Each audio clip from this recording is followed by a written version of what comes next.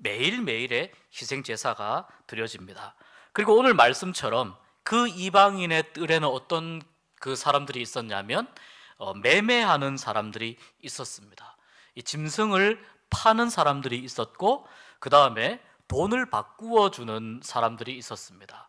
성전에 이제 성전세도 내야 되고, 또 예를 들어서 먼 타국에서 왔을 경우에 이 지역에서 쓰는 돈으로 바꾸어서 짐승을 사야 했기 때문에 돈을 바꾸어 주는 사람들도 거기 같이 있었습니다. 오늘 그래서 15절 말씀에 보니까 성전 안에 매매하는 사람들, 그 다음에 돈 바꾸는 사람들, 그리고 비둘기 파는 사람들, 비둘기만 판 것은 아니고요, 다양한 짐승들도, 이 짐승들은, 비둘기를 포함한 이 모든 짐승들은 하나님께 제물로 바쳐지는 짐승들이었습니다. 여러분, 이스라엘 사람들이 하나님께 제사를 드릴 때에 꼭 반드시 확인해야 할 것이 있습니다. 짐승에 비둘기이든 양이든 염소이든 송아지이든 간에 이 짐승에 흠이 없어야 됩니다. 여기에 흠이 있으면 하나님께서 받으실 만한 제물이 되지 못합니다. 우리가 알고 있는 것처럼, 그런데 유대인들은 예루살렘 주변에만 살고 있는 게 아니에요. 사마리아에서도 오고요, 저 위에 갈릴리 북쪽 단지방에서도 오고요, 심지어 지금 이때는 언제였냐면은 이스라엘 백성들이 가장 크게 여기는 명절인 유월절 직전입니다. 유월절 직전에 이 예루살렘 성전을 향해서 전 세계에 흩어져 있는 유대인들이 예루살렘을 향해서 옵니다. 오는데 와서 반드시 하나님 앞에 예배를 드려야 되니까, 제물을 드려야 되니까 흠이 없는 짐승이 반드시 필요합니다. 근데 예를 들어 보겠습니다. 저기 갈릴리에서부터 송아지는 너무 크구나, 양이나 염소를 한 마리를 끌고 내려온다고 생각하십시오. 이거를 끌고 내려오면은 혹시라도 얘가 상처를 입으면 안 되니까 이걸 만약에 짊어지고 온다고 생각해 보십시오. 그 더운 날씨에, 뜨거운 그 날씨에 이 짐승들을 짊어지고 거기에서부터 온다? 혹시 오다가 강도를 만나면 어떻게 됩니까? 내가 하나님 앞에 정성 들여서 바치려고 했던 이 짐승을 강도에게 빼앗기면, 또는 내가 이렇게 들고 가다가 잠을 자려고 옆에 잠깐 놨는데 이 염소가 발버둥 치다가 여기 발목이 까였어요. 예를 들어서 발목에 흠이 생겼어요.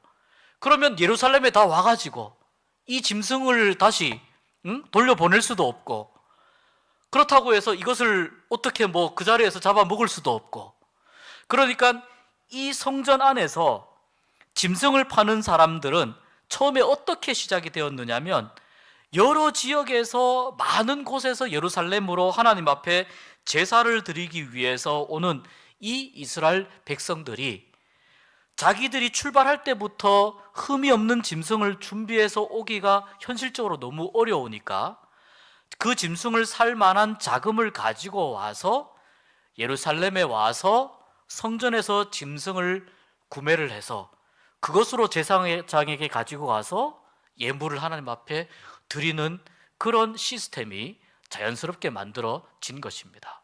근데 자연스럽게 그러다 보니까 이렇게 환전하는 부분들도 필요하게 되고, 그래서 비둘기이든 양이든 염소이든 이런 것들을 이렇게 이제 준비해서 재물을 살 수 있도록 배려를 한 것이었습니다. 처음에는 배려 차원에서 이제 이런 시스템이 만들어졌습니다. 그런데 여행객들을 위한 필요한 조치였지만, 선한 의도에서 이것이 시작되었지만 점차 이 일을 하다 보니까 여기에서 모든 사람들이 와서 어떤 짐승이든 한 마리씩은 사야 된단 말이죠. 그러니까 이 짐승을 판매하는 일이 굉장히 수입이 많이 나는 일이라고 하는 것을 알게 되는 거예요. 그러다 보니까 사람들이 이제 점점 더, 짐승을 구매하려고 하는 사람들은 100명인데 짐승은 50마리밖에 없어요. 어떻게 되겠습니까? 가격을 높게 불러도 이 짐승이 판매될 수밖에 없는 거죠. 이러면서 점점 사람들의 욕심이 그 상황 속에 얽히면서 원래 먼 데서 오는 사람들이 하나님 앞에 온전한 예물을 드리도록 배려하려고 했던 이 취지가 바뀌어 가지고 본래의 이 목적과 취지가 사라지고 점점 사람들의 탐욕을 채우는 그런 상황으로 바뀌어 가게 되었습니다. 여기서 우리가 중요한 사실을 한 가지 생각해 볼 수가 있습니다. 좋은 의도로, 아무리 좋은 의도로 어떤 일을 시작했다 하더라도 그 목적과 그 의도를 끝까지 지켜가지 못하면 중간에 언제든지 변질될 수 있다는 것입니다. 성경은 처음에 좋은 의도와 좋은 목적으로 시작했다가 중간에 변질되고 바뀌어지고 그렇게 된 과정에 대해서 참 많은 이야기들을 우리에게 수도 없이 해주고 있습니다. 이것을 사람의 힘으로 극복할 수 없다고 성경은 이야기합니다. 좋은 마음, 좋은 뜻, 좋은 의도에서 시작을 했지만 그러나 알 수 없는 것이 사람의 마음이고 자기 자신의 마음이 어떻게 변할지 사람이 어떻게 자신할 수가 있겠습니까? 그러다 보니까 이 마음이 어떻게 될지 모르기 때문에 성경은 자기 자신의 마음을 믿지 말고 그 마음을 지키시는 하나님을 의지하라고 말씀하시는 겁니다. 그러니까 내가 좋은 의도로 좋은 목적으로 시작했으면 끝까지 좋은 의도와 좋은 목적으로 이 일을 마무리할 수 있도록 하나님의 도움을 구하고 하나님을 의지하고 하나님의 전능하신 손길을 의지하면서 그렇게 나아가야 내가 내 힘으로 끝까지 좋은 목적을 가지고 일을 마무리하는 것이 아니라 하나님의 도우심으로 일을 마무리할 수 있다. 하나님께 도와달라고 하나님께 간구하고 그래서 하나님께 기도해야 한다고 성경은 말씀하는 것입니다. 좋은 목적에서 시작되었지만 지금 예수님이 보시기에는 사람들이 웃으면서 물건을 팔지만 짐승들을 팔고 돈을 바꾸어 주지만 그 마음은 전부 다 탐욕으로 가득 차 있다는 것을 예수님께서 보십니다. 유월절 같이 이렇게 큰 절기에 수많은 사람들이 와서 완전히 시끌벅적하면서 수많은 순례객들이 모여있는 그런 상황 속에서 희생 짐승을 사기 위해 짐승의 가격은 점점 올라가지요. 그런데 비싸게 짐승들을 판다 하더라도 그 짐승을 살 수밖에 없고 또 그러기 위해서 돈을 또 바꾸어야 하는 이러한 일들을 보면서 예수님은 사람들의 마음속에 탐욕으로 가득 차 있는 모습을 성전 안에 들어와 있는 사람들에게서 발견을 합니다. 그리고 여기서 끝나는 것이 아니고 당시에 상인들이 이렇게 짐승을 팔면서 많은 이익을 챙겼다고 합니다. 그런데 자, 그러면 이제 그 짐승을 파는 그 말하자면 그 자리, 자, 이 자리에 대한 경쟁률이 또 올라갈 것 아니겠습니까?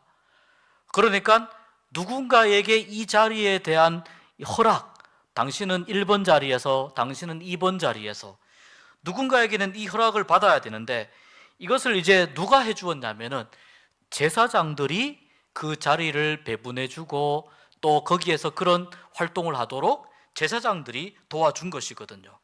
그런데 그러다 보니까 좋은 자리를 차지하기 위해서 또 내가 차지하고 있는 이 자리를 계속해서 유지하기 위해서 점점 더 제사장들에게 이제 따로 바카스 그 박스나 또는 뭡니까 비터 500 박스라든지 이런 데 이제 채워가지고 이렇게 차 트렁크에서 내려서 주는 이런 일들이 생겨나게 된 것입니다.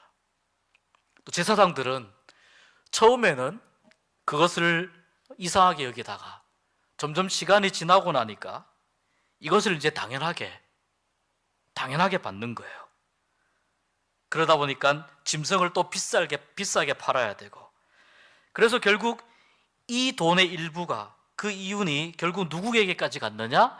당시에 이 예루살렘과 이 이스라엘 지역을 관할하던 대제사장, 제사장 중에 가장 높은 사람 아닙니까? 대제사장인 가야바, 그리고 그 가야바의 장인인 안나스에게도, 이 두 사람은 예수님을 신문했던 대제사장입니다. 이 두 사람에게도 들어가게 되었습니다. 결국 어떻게 되었냐면 상인들과 대제사장들과 또 제사장들과 지도층들이 이 일을 두고 돈을 환전하고 짐승을 사고 파는 이 사업에 결국 공동 투자한 동업자 같은 그런 개념이 되어서 일종의 카르텔이 이렇게 거기에서 형성되었습니다. 예수님께서는 이제 그것을 보신 것입니다. 성전이 거룩해야 되는데, 하나님께 예배하는 곳이 구별된 장소여야 하는데, 물론 그 성전은 AD 70년경에 무너졌습니다. 무너졌지만, 예수님께서 돌아가시고 얼마 지나지 않아서 무너졌지만, 그러나 어쨌거나 하나님 앞에 예배드리는 장소로서의 거룩성은 반드시 지켜야 된다고 예수님도 생각하신 겁니다. 그래서 그 자리에 있는 많은 사람들을 보면서 예수님은 하나님 앞에서 거룩하지 않고 또 하나님 앞에서 또 이러한 카르텔을 형성하면서 결국은 하나님을 예배하기 위해 모여있는 목적이 아닌 다른 목적으로 모여서 거기에서 상행위를 하고 있는 모든 사람들에게 불같이 화를 내면서 분노하면서 그 사람들을 다 쫓아낼 수밖에 없었습니다. 그런데 물건을 파는 사람들, 그리고 물건을 사는 사람들, 매매하는 자들을 내쫓으셨다 했거든요. 파는 사람들과 사는 사람들 모두 다 내쫓았는데, 왜냐하면 결국 사는 사람들도 이것이 필요하기 때문에 그러한 이 예루살렘 이 성전에서 이러한 일이 일어나고 있음을 알면서도 결국은 그것을 사기 위해서 어쩔 수 없이 그렇게 또 구매를 했었고, 그러다 보니까 또 공급을 하게 되고 결국 수요와 공급의 이 법칙이 맞아떨어지면서 이 일이 일어난 것이기 때문에 예수님께서는 그 자리에서 물건을 사고 파는 모든 사람들에게 다 화를 내셨습니다. 그리고 이렇게 말씀하십니다. 이 집은 만민이 기도하는 집이라 칭함을 받으리라고 하지 아니하였느냐. 비록 그 헤롯 성전은 무너졌다 하더라도 예수님은 성전이라고 하는 이름으로 세워지는 모든 건물들이 가져야 될 가장 본질적인 기능과 목적을 딱 한마디로 요약하십니다. 어떤 집이라고요? 기도하는 집이라는 거예요. 바꾸어서 말하자면 성전에서 기도 소리가 나지 않으면, 성전에서 기도하는 사람들이 없으면 어떻게 된다는 겁니까?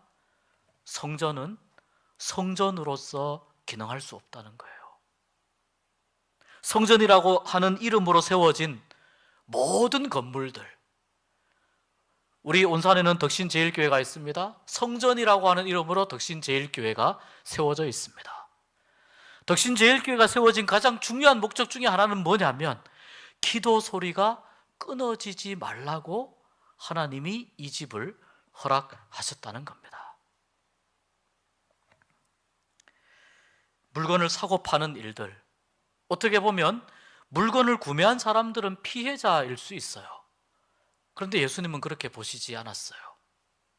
아까 말씀드린 대로 이러한 일이 일어나고 있는 이 부조리함을 그대로 묵인하면서 물건을 사고 파는 일에 함께 참여했기 때문에 그 사람들에게도 예수님은 화를 내신 겁니다. 결국 물건을 사고 파는 이 일이 단순히 도덕적인 차원에서 문제가 있는 것이 아니고요, 이것은 바로 영적으로 매우 심각한 문제가 있다라고 하는 것을 이 말씀을 통해서 예수님이 선언하신 것입니다.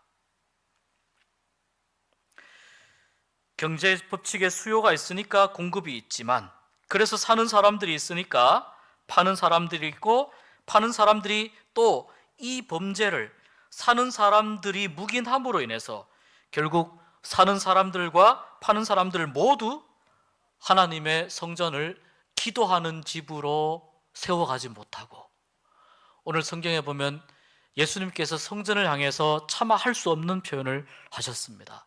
강도의 소굴을 만들었다. 거기에 강도가 있었는지 없었는지는 모르겠습니다. 예수님께서는 이것을 강도의 소굴을 만들었다. 여기에서 대조되는 개념이 이거예요. 기도하는 집과 강도의 소굴이에요. 이 차이점은 너무나 간단합니다. 기도 소리가 흘러나오는 곳이냐, 그렇지 않느냐, 이 차이점이라는 겁니다. 기도 소리가 흘러나오는 집이냐, 그렇지 않느냐. 성전에서의 이 모든 일들, 사고 파는 모든 일들이 결국은 사람들의 영적인 상황 속에 매우 심각한 문제와 피해를 일으키고 있다. 심지어 그 마음이, 기도하는 집으로 만들어가지 못하는 그 마음이 강도와 똑같은 마음일 수 있다라는 차원에서 이 말씀을 예수님께서 하신 것입니다. 여러분, 우리의 삶도 마찬가지입니다. 이 말씀은 우리의 삶에도 동일하게 적용됩니다. 우리가 살아가는 일상생활 속에서 우리의 삶의 모든 문제는 오늘 예수님께서 말씀하신 것처럼 전부 다 영적인 문제와 다 관련이 되어 있습니다. 친구와 스타벅스에서 커피를 마시든지, 추어탕집에서 밥을 먹든지, 또는 회사에서, 직장에서 일을 하시든지, 그 모든 일들이 무엇과 연결이 되어 있느냐?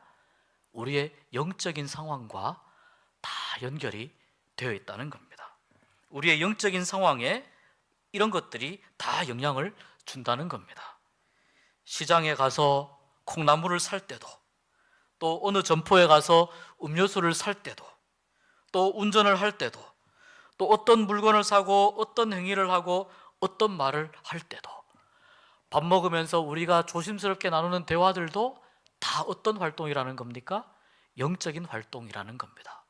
그래서 예수님께서 이 상행위의 문제를 영적인 차원에서 접근하시면서 기도의 문제로 이 문제를 가지고 오시는 겁니다. 예수님은 그런 차원에서 우리가 기도하는 집, 우리가 서 있는 이곳이, 우리가 출입하는 이곳이 하나님께 기도하는 집이다. 성전에서 일어나는 이 모든 문제, 이 문제가 곧 모든 이스라엘 백성들에게 영향을 주고 있다라는 차원에서 이러한 말씀을 하셨습니다.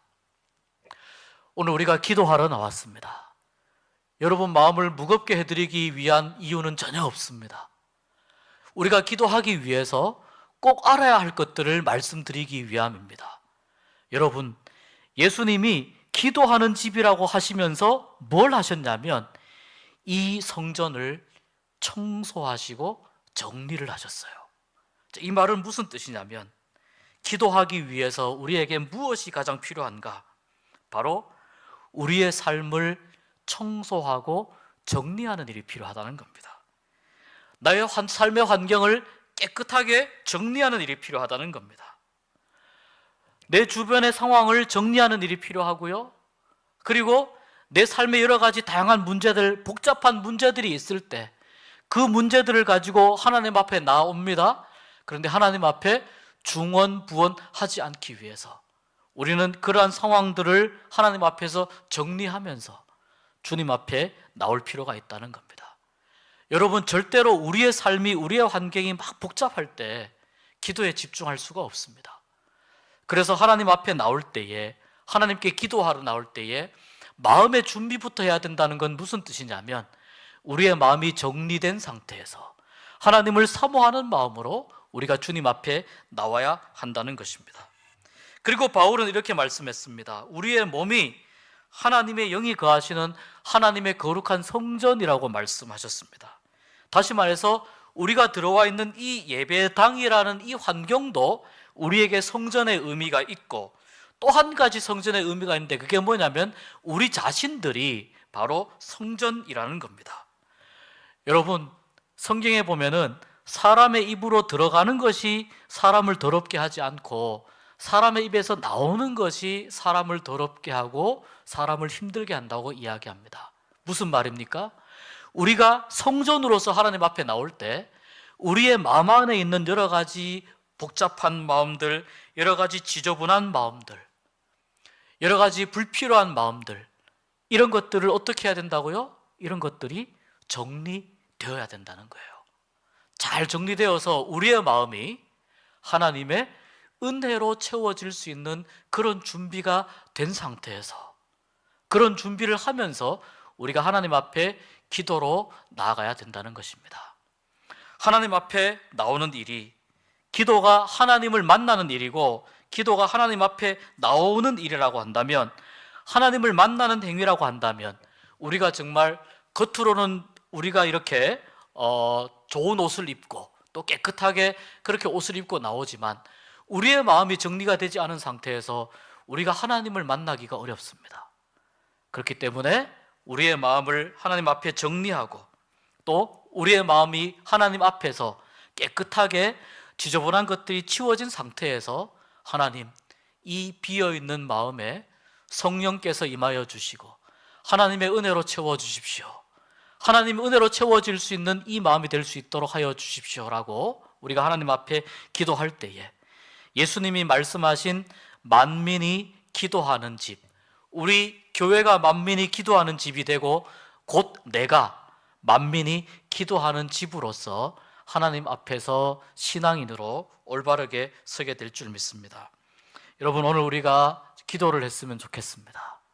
기도하기 전에 여러분, 우리가 같이 찬양할 텐데요, 충만이라는 찬양 우리가 다시 한번 불렀으면 좋겠는데, 그 충만이라는 찬양, 난 예수로 충만하네, 이런 가사가 있거든요.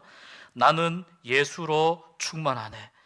내가 이름이 없어도 공허하지 않는 것은 예수님이 내 안에 가득하시기 때문에, 예수님이 내 안에 가득 채워주셨기 때문에 내가 다른 사람들을 부러워할 것도 없고 부족함을 느낄 수도 없고 오직 예수님 안에서만 부요함을 느낄 수 있는 그러한 충만의 은혜를 누릴 수 있습니다. 이러한 고백이거든요. 우리 이 찬양 같이 부르시면서 하나님 앞에 먼저